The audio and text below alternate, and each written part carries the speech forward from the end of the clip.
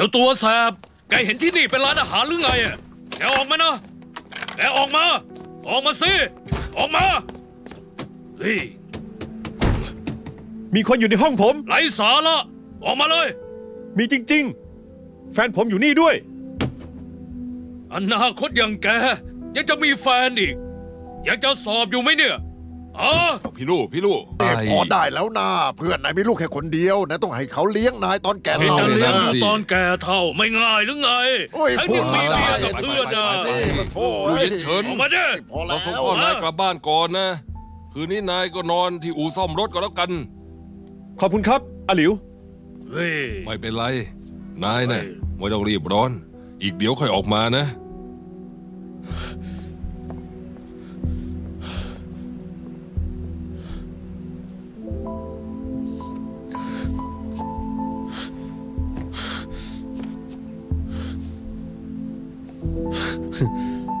คิดจริงเหรอเปล่าสักหน่อยอย่าใส่ใจเลยพ่อฉันดื่มแล้วชอบทำอะไรไม่คิดกลัวว่าถ้าเข้ามาจะมีปัญหาไม่เป็นไร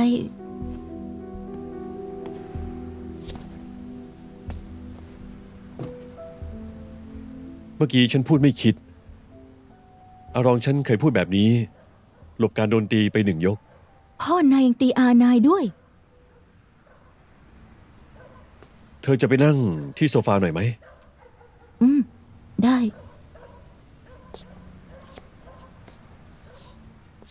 ไม่อย่างนั้นนายเอาข้อสอบมาให้ฉันดูหน่อยสิฉันจะดูข้อสอบ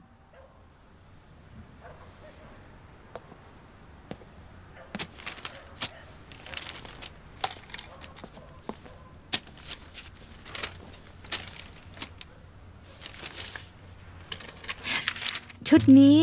ฉันได้คะแนนเต็มจะเปลี่ยนชุดไหมเธอเลือกเองเลยได้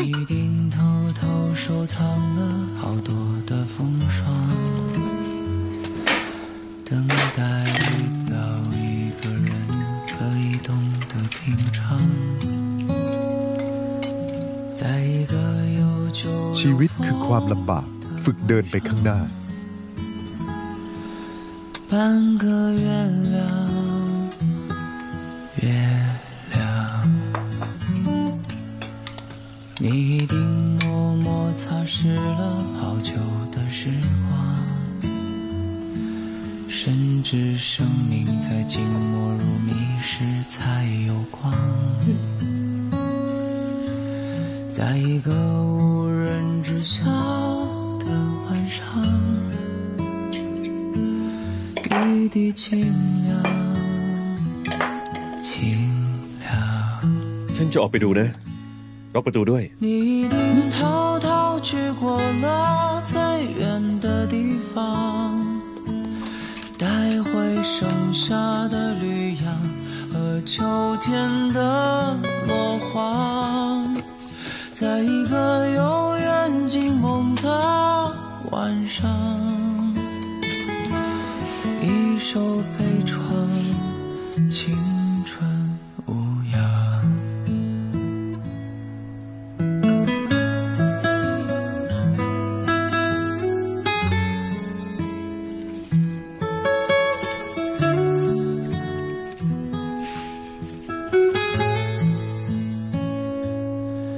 你一定默默擦拭了好久的时光甚至生命在静默如谜时才有光在一个无人知晓的晚上一滴清凉清凉你一定静静望向梦开始的地方带着微甜的春光和初雪的晴朗在一个不期而遇的晚上一点微光灯火辉煌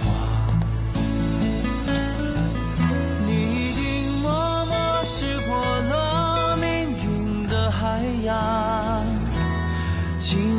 骄傲的热浪，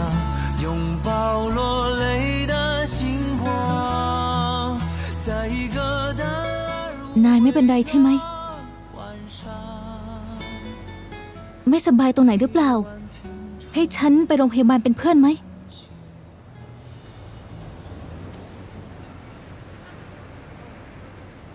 เธอจะไปเป็นเพื่อนยังไง ขับรถก็ไม่เป็น ฉันขี่จักรยานพาไปได้